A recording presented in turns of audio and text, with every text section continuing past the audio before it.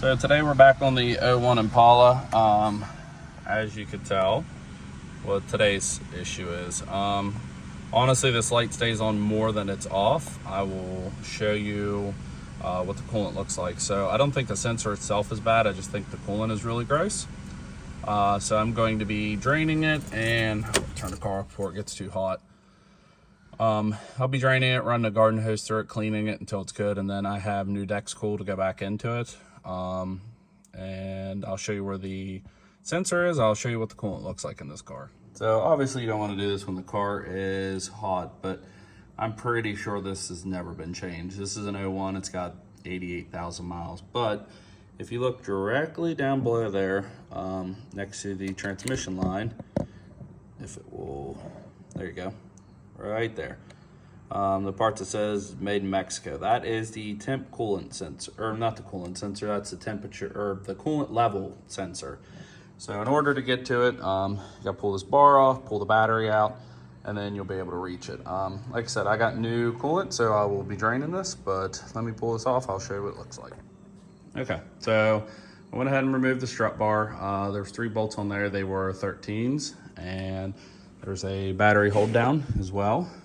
Is also a 13, and of course the 2 terminals for the battery, they're 8s. I did go ahead and remove this coolant hose off of there just so I could get the battery out a little bit easier, but that's the sensor that you're actually looking for. Like I said, I don't think that it's actually bad. I'm going to go ahead and swap out the coolant, and I am going to pull this out and clean the little sensor off.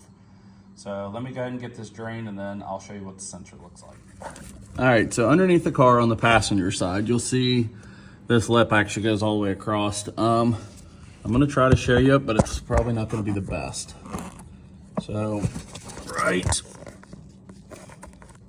there is the drain cock for the radiator. So obviously I'm not gonna be able to drain this and show you at the same time, but once I get that loose and get the catch pan under there, I'll show you what it looks like once it starts draining. So hopefully this doesn't make a huge mess. So once you loosen it, it is kind of tight in there. You can get a pair of pliers in there and start twisting it. Don't let it all the way out, but it will start draining from there. And I'll show you what the sensor looks like as soon as it's finished draining. But as you can tell, it's not exactly orange anymore. It's more like rust colored, so it is definitely due for a coolant change. So while that's draining, you'll see there's a little tiny plug underneath there. I have it almost popped off, and then you'll want to see if I can get it to focus. There's a little tiny metal wire behind it that you have to pop off before the sensor will come out. So let me try to do this with both hands, and then I'll show you what the sensor looks like. So that is the spring clip that comes off. As you can tell, it sits in there and under there. So it's only got 2 pins in it, and that is in there, all the junk. That's why it's reading that there's low coolant when there's plenty of coolant in there. So I'm gonna go ahead and clean this out. Probably have to use the pick to clean that out, wash it, and then it's still draining coolant right now. So I'm gonna run a hose through it, and then hopefully it should be good. So as you can tell, that's some of the deliciousness that's in there. It's really hard to do this with 2 hands. But yeah, that's why it's not reading. So I'm gonna wash this off, and hopefully the sensor's not bad. They're cheap, they're like 12, 15 bucks, but if this one just needs cleaned, I'm about that instead. So there's still a little bit in there, but it's mostly clean. I'm gonna say that's good. It's a lot better than what it was. I'm gonna get this reinstalled. It's still draining coolant if it load, and then gonna flush out all the old junk, and then I'll pour in, like I said, I think it takes just a hair over 2 gallons of coolant. So one of these need mixed, and the other one is good to go. So all right, so I went ahead and ran water through it. It's re-draining. I'm probably also going to take the coolant reservoir off and clean that out. It's kind of disgusting inside too. So looks like 2 bolts here, those 2 bolts, and probably just a tube off the side. I don't think there's anything else that holds it in, but let me grab the strut bar off and I'll show you what's inside of there. It's gonna be kind of hard to do with one hand, but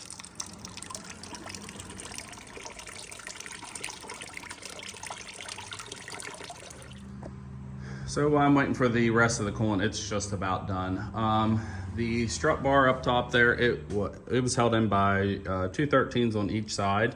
And then the coolant reservoir tank is held in by 2 little, they're like a speed fastener. And then you just lift the tank up. I cleaned it out. There was some gross stuff in the bottom of it. And then I'm gonna go ahead and put the strut bar back on while I'm waiting to go ahead and for the rest of the coolant to drain. I did end up breaking that clip. I'm not surprised. I just put a worm gear on it, but when I did put coolant or water in it, it did already turn the light off. So I know the sensor is good. Like I said, it's not that hard to change out, but I'm gonna go ahead and button this up and we'll see how much coolant this thing takes.